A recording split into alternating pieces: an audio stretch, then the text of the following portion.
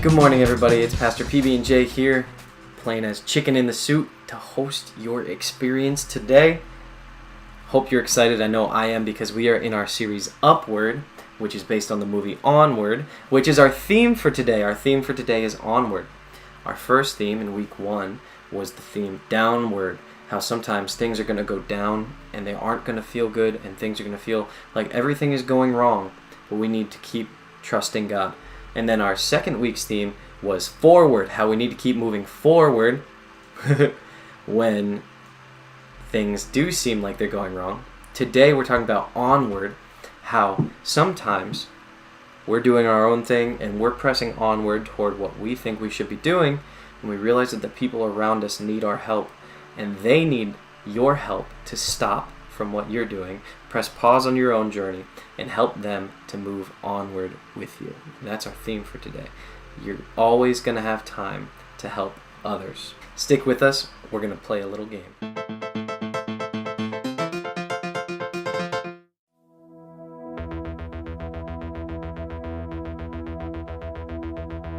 All the static, all the noise can't compete with your beat. Tuning in to your voice, it's your love on repeat.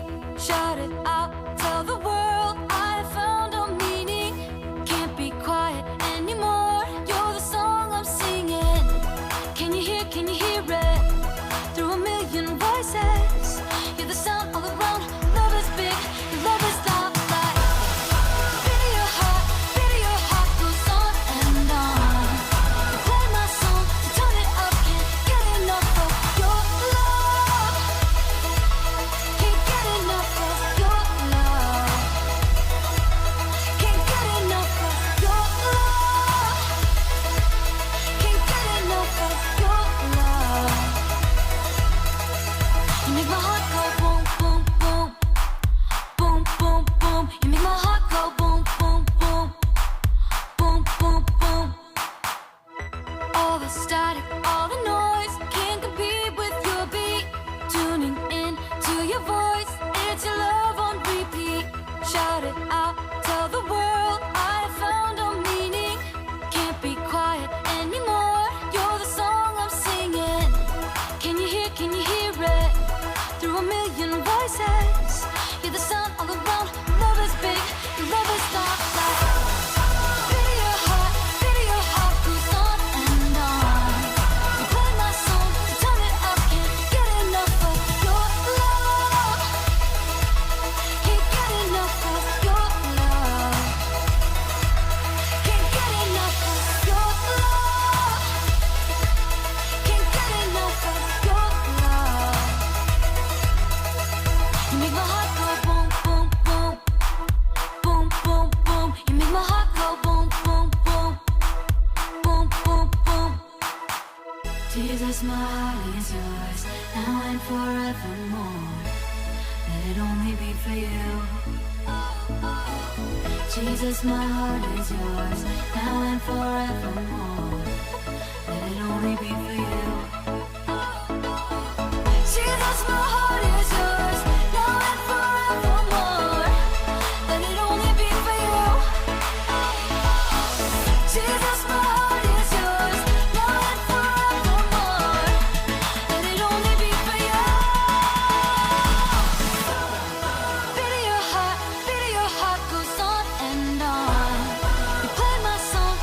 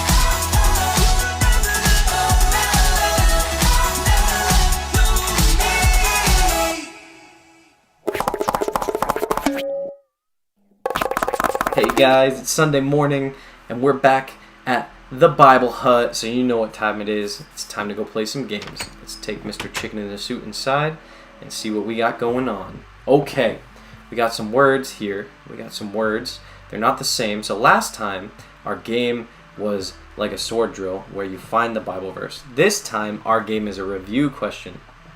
You already know that our Bible verse, our memory verse for this series, is Romans 8:28a, but we need to find out which box it's in, and I have a question to help you do that.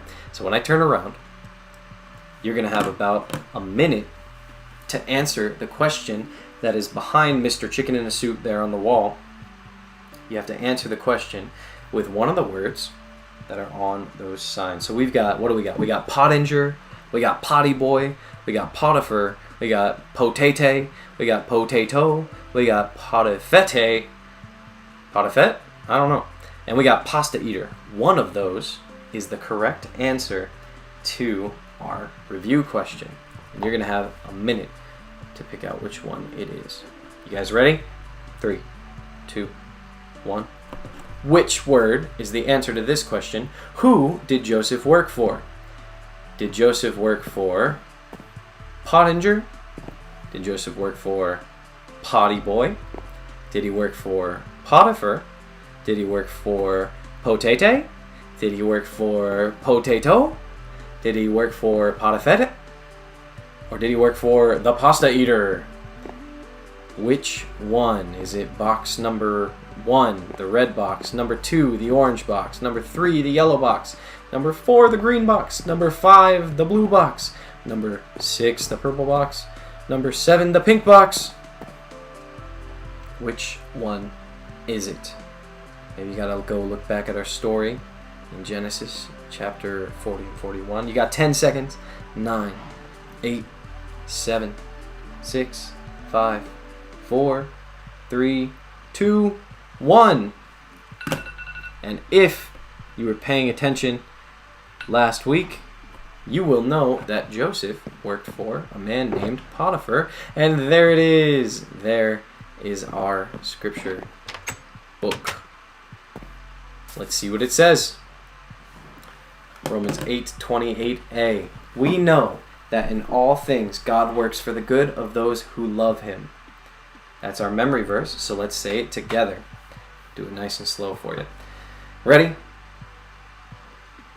We know that in all things God works for the good of those who love him. Romans 8:28a. NIRV. It's just the version. Let's do it really fast one more time. See if you can keep up. Just get a little goofy with it. See how fast I can say it. Ready? 3, 2, 1. We know that in all things God works for the good of those who love him. Woo. That wasn't even fast forward. Cool. That's our memory verse, and it's so important to remember. God works for the good of those who love him. And today our theme is helping others to move onward with us. So don't forget that not only is he working for your good, but he wants you to help for the good of others. That's our Bible verse for today. Our hero Joseph has gone from a happy home to slavery in the sands, and now as a prisoner in the pit. Let's see what happens on this episode of Joseph and his coat of many colors. When we last left Joseph, he was about as low as you can get. No, I wasn't. He had gone from bad to worse, from slavery to the dungeon. It doesn't get any lower. Sure it does. There are 3 levels to the dungeon. I'm on the top floor. Come on, Joseph. Your family thinks you're dead. True. Potiphar tossed you in jail for a crime you didn't commit. Also true. And what about Pharaoh's cupbearer? What about him? Remember when he was tossed in jail? Oh, sure.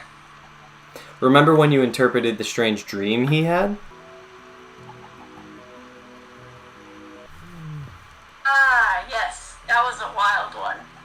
Remember when you asked him, "Hey, please tell Pharaoh about me"? Yeah, I remember. He forgot all about you. No. Face it, Joseph. You wasted your time with that guy. No, I didn't. I helped him out. You helped Potiphar, and that got you tossed in jail. You helped the cupbearer, and that got you nowhere. Why would you waste your time like that? Because even in bad times, we can help people. We can move onward and be a blessing to others. Onward? Face it, Joseph. You're going nowhere. If that's true, why are you still here? That's a good question. Why am I still here? I should pack my bags and move onward to a better story. In fact, that's what I'm gonna do. Okay. Joseph, thank goodness I found you here. Hey, Jeff. How's the Pharaoh? Oh, he's in a terrible state. He had a nightmare about some corn. And some cows that really messed him up. When he told me about it, I told him I knew this guy who interpreted my dream that he completely forgot about. It's okay. Joseph, Pharaoh wants to meet you. Do you think you could help him? It would be my honor. Oh, thank you. Thank you, Joseph. Come on, let's go. Whoa! I can't believe I did that. Just when the story got good, I quit. Hey, you wanna come along and meet the Pharaoh? You don't want to help me. Not after all the things I just did. Sure I do. Come on, let's go. Onward. You said it, Joseph. Once again, we'd like to thank Jared for playing Joseph. We'd like to thank George for playing Jeffrey, the cupbearer.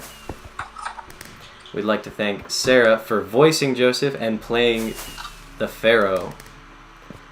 And once again, I am your narrator, Chicken in a Suit. Thank you for coming. Jabroni Joe has struck again. Here's what I remember. Last night I had to drive home a little bit later, and I was a little worried that I would fall asleep, and I wanted to be safe, so I was drinking Mountain Dew to keep myself awake. And then I get home and I crash. I honestly don't even remember getting home. I was that tired. But I got home and I crashed in my bed. Somehow, during my sleeping, because I was so out and so knocked out, I guess Jabroni Joe snuck into my apartment again and started throwing the weights around and yelling some crazy stuff. But, again, he kind of had a point. Listen up, younglings. Are you ready to move onward to your fitness goals? Then listen up, younglings. It's time for a lesson from Jabroni Joe. Here is one of the many Jabroni Joe rules of fitness. Rule number 72. Always follow the buddy system. You need a number 2 watching your back for you at all times. No more flying solo. This is a 2-man job. You need to get yourself a spotter. A spotter is someone who's watching your back so that when you're lifting the weights and they get too much and you can't pick them up and you're trapped under them, they'll pick them up for you and they'll help you out so that you can keep moving onward toward your fitness goals. Even Jabroni Joe needs a spotter. Watch what happens to Jabroni Joe when he doesn't have a spotter. Earlier that morning, hello younglings, it's Jabroni Joe here, doing the 1000 Jabroni Joe Pushy Bar Challenge, where you do 1000 Jabroni Joe patented pushy bars. 202, 203, 778, 779, 882, 883, 998, 999. Well, younglings, I seem to be in a predicament. Jabroni Joe cannot push up the last of the 1000 pushy bars, and Jabroni Joe does not have a spotter.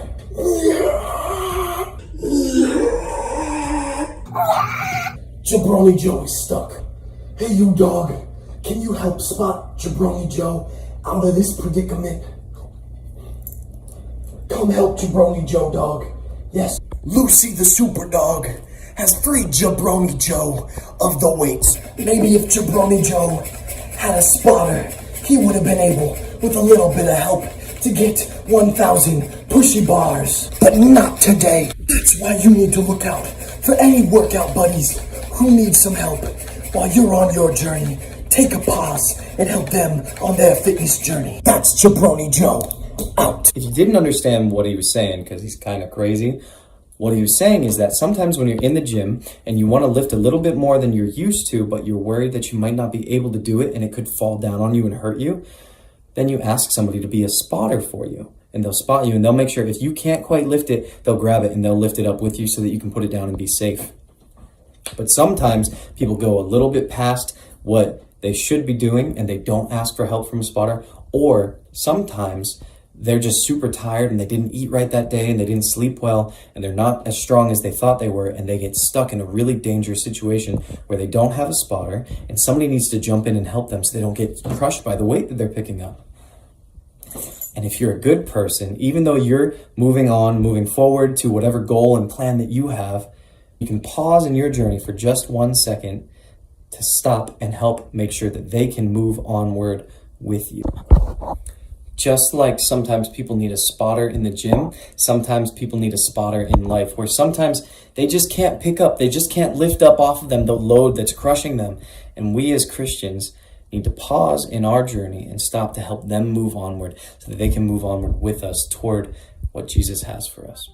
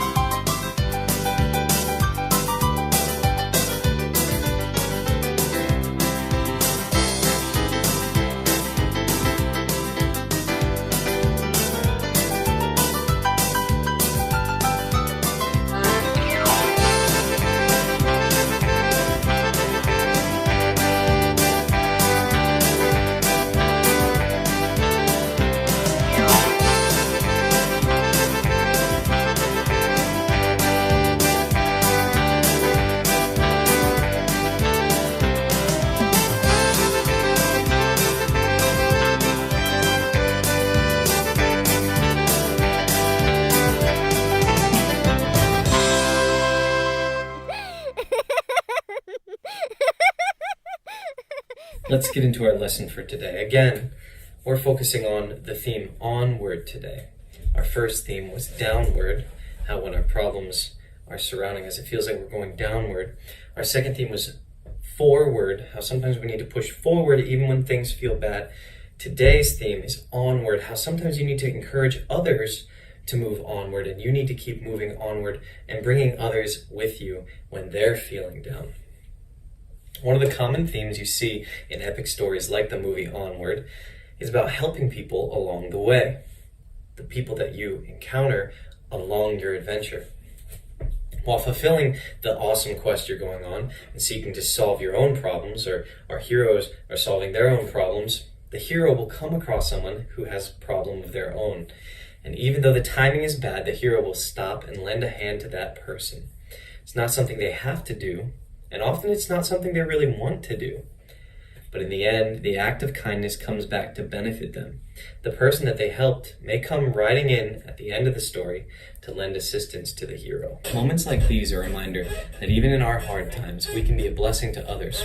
Even though we're down or struggling to get by, we can take a moment to be a friend or to do an act of kindness and show someone the love of God with our actions. It's not easy, and it's almost never convenient, especially when we ourselves are struggling. But even when helping them brings us nothing in return, it's the right thing to do. When we last left our pal Joseph, he was sitting in a prison cell. He was a trusted steward in the prison who helped to look after the other prisoners, but he was still a prisoner. Joseph still did his duty, working hard in jail, even as he worked hard for Potiphar when he was a slave. Then, one day, two men with very important jobs were put in Joseph's care. Joseph could have kept quiet about his talent for interpreting dreams. He had enough problems of his own, but Joseph saw an opportunity to help, and he did so. As it turns out, Joseph's interpretations of dreams came true. Joseph predicted the baker would be killed, and he was. Genesis 40, 1-8. The cupbearer and the baker. Sometime later, the cupbearer, that's the guy who tests the Pharaoh's drinks for poison, the cupbearer and the baker of the king of Egypt offended their master, the king of Egypt. Pharaoh was angry with his two officials, the chief cupbearer and the chief baker, and put them in custody in the house of the captain of the guard, in the same prison where Joseph was confined. The captain of the guard assigned them to Joseph, and he attended them. After they had been in custody for some time, each of the two men, the cupbearer and the baker of the king of Egypt, who were being held in prison, had a dream the same night, and each dream had a meaning of its own. When Joseph came to them next morning, he saw that they were dejected. That means they were sad, they were upset. So he asked Pharaoh's officials, who were in custody with him in his master's house, "Why do you look so sad today?" "We both had dreams," they answered, "but there is no one to interpret them." Then Joseph said to them, "Do not interpretations belong to God? Tell me your dreams." Then Joseph predicted that the cupbearer would get his old job back, and he did. Sadly, it seems that the cupbearer completely forgot about Joseph. But then one day, the Pharaoh himself had a bad dream. When 2 full years had passed, Pharaoh had a dream. He was standing by the Nile when out of the river came up 7 cows, sleek and fat, and they grazed among the reeds. After them, 7 other cows, ugly and gaunt, came up out of the Nile and stood beside those on the riverbank.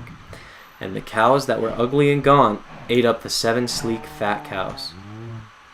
They ate up the 7 sleek fat cows. Then Pharaoh woke up. He fell asleep again and had a second dream.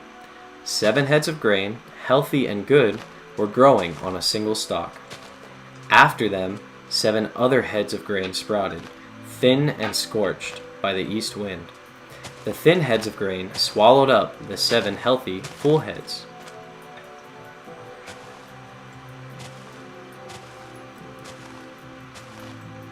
Then Pharaoh woke up. It had been a dream.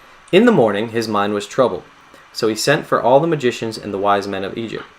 Pharaoh told them his dreams, but no one could interpret them for him. Then the chief cupbearer said to Pharaoh, "Today I am reminded of my shortcomings. Pharaoh was once angry with his servants, and he imprisoned me and the chief baker in the house of the captain of the guard. Each of us had a dream the same night, and each dream had a meaning of its own. Now a young Hebrew was there with us, a servant of the captain of the guard. We told him our dreams, and he interpreted them for us, giving each man the interpretation of his dream. And things turned out exactly as he interpreted. I was restored to my position, and the other man was impaled. So Pharaoh sent for Joseph, and he was quickly brought from the dungeon. When he had shaved and changed his clothes, he came before Pharaoh. Pharaoh said to Joseph, I had a dream, and no one can interpret it. But I have heard it said that you, when you hear a dream, can interpret it.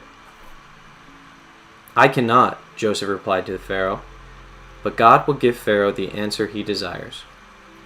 Then Pharaoh said to Joseph, In my dream I was standing on the bank of the Nile, when out of the river came up 7 cows, fat and sleek, and they grazed among the reeds. After them 7 other cows came up, scrawny and very ugly and lean. I had never seen such ugly cows in all the land of Egypt. Then the lean, ugly cows ate up the 7 fat cows that came up first. But even after they ate them, no one could tell that they had done so. They looked just as ugly as before. Then I woke up. In my dream I saw 7 heads of grain, full and good, growing on a single stalk. After them 7 other heads sprouted, withered and thin, and scorched by the east wind. The thin heads of grain swallowed up the 7 good heads. I told this to the magicians, but none of them could explain it to me. Then Joseph said to Pharaoh, The dreams of Pharaoh are one and the same. God has revealed to Pharaoh what he is about to do. The 7 good cows are 7 good years, and the 7 good heads of grain are 7 good years. It is one and the same dream. The 7 lean, ugly cows that came up afterward are 7 years, and so the 7 worthless heads of grain scorched by the east wind. They are 7 years of famine. It is just as I said to Pharaoh. God had shown Pharaoh what he is about to do. 7 years of great abundance are coming through the land of Egypt, but 7 years of famine will follow them. Then all the abundance in Egypt will be forgotten, and the famine will ravage the land. The abundance in the land will not be remembered, because the famine that follows it will be so severe. The reason the dream was given to Pharaoh in 2 forms is the matter has been firmly decided by God, and God will do it soon. And now, let Pharaoh look for a discerning and wise man, and put him in charge of the land of Egypt. Let Pharaoh appoint commissioners over the land to take 1/5 of the harvest of Egypt during the 7 years of abundance. They should collect all the food of these good years that are coming, and store up the grain under the authority of Pharaoh, to be kept in the cities for food. This food should be held in reserve for the country, to be used during the 7 years of famine that will come upon Egypt, so that the country may not be ruined by the famine. The plan seemed good to Pharaoh and to all his officials. So Pharaoh asked them, Can we find anyone like this man, one in whom is the Spirit of God? Then Pharaoh said to Joseph, Since God has made all this known to you, there is no one so discerning and wise as you. You shall be in charge of my palace, and all my people are to submit to your orders. Only with respect to the throne will I be greater than you. So Pharaoh said to Joseph, I hereby put you in charge of the whole land of Egypt. The end. What's the point of all of this story? The point is that in good times and bad, Joseph helped people in need. He worked hard for Potiphar, he worked hard for the jailers, and he worked hard for the other prisoners. He had no way of knowing his kind actions would ever benefit him. He just knew it was the right thing to do. Turns out that one of those acts of kindness opened the door for him to truly move onward. One day, Joseph woke up and he was just a prisoner, but by the end of the day, he was second in command of all of Egypt. It isn't easy to serve others when we're having a bad day, but serving others can lift our spirits as well as someone else's. When we serve others, we're sharing God's love. We become the blessing someone else needs in their hard times. And sometimes our service to others can help lead us onward to better things. It's like in our movie, Onward, when the boys are going to find their dad. Again, spoiler alert, you might want to hit pause and go watch the movie first. But the boys are going to find their dad and they need something to complete the magic that they have to do. And they meet this lady who's supposed to be this big, awesome warrior lady called the Manticore. And she's not doing so good. She's stuck running a restaurant instead of being this awesome adventure lady. And in the middle of their crazy, wild adventure, the boys even unknowing to themselves, just speak some truth into her life to help her realize that she's not living the life that she wants to live, and she starts an adventure of her own because of it and ends up helping them in the end of the story. Pretty cool. The point is, imagine how things might have gone for Pharaoh if Joseph had kept quiet around the cupbearer and the baker. The cupbearer would have gotten his old job back, but he'd have no way of helping his master. No one would have had any idea there was a man in prison who could interpret dreams. The Pharaoh would never have learned the meaning of his dreams, and he never would have prepared his whole entire country for a famine that could have destroyed them. Many people would have starved to death, including Joseph's family, and probably Joseph as well. Joseph didn't wait for life to get better before he helped others. He did what he could as a slave and as a prisoner. His acts of kindness were a blessing to others, from the cupbearer to Pharaoh, and in the end, Joseph saved countless lives. Joseph's faith and his willingness to always perform acts of kindness led him onward, and he finally fulfilled the dream God had given him as a boy. God wants us to have a heart to serve just like Joseph. He wants us willing to serve any time and any place we're needed. When we're willing to be a friend to someone in need, even on our own down days, we're sharing the love of Christ with that person.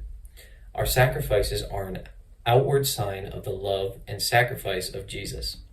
God can bless us by making us a blessing to other people. If we wait until life is good, and we wait until we have all the resources we want to help everybody else, we may never get to that point where we feel like we can help. Don't put it off. Don't stop doing good deeds. Don't ever stop serving others. Serve others on your good days and your bad days. Serve whenever and wherever it's needed. And God will bless you for it as you move onward in the things that He's called you to do. Let's pray to close this out. Dear God, use us to bless others who are in need. And everybody said, Amen. Thanks, Pastor Brian. Let's go ahead and finish up our video today with some lesson trivia questions. If you've never played before, that's okay. Today we're going to answer true or false to the following statements about our lesson. If you'd like to put your answer in the comments below, then we can all play together that way. Let's get started. Number 1. The Pharaoh was thrown in jail along with Joseph. If you guessed false, that's correct. Number 2. Joseph refused to interpret dreams for the baker and the cupbearer. If you guessed false, that's correct. Number 3. The cupbearer told Pharaoh about Joseph after Pharaoh had a bad dream. If you guessed true, that's correct.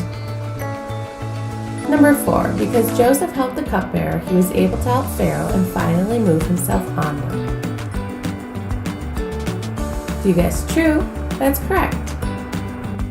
Number 5. God doesn't want us to help people in need, but we need help ourselves. If you guessed false, that's correct. Thanks so much for joining us today. And whether you're in an up or a down right now, let's keep reaching out and helping others and move onward together. Have a great day. Bye-bye.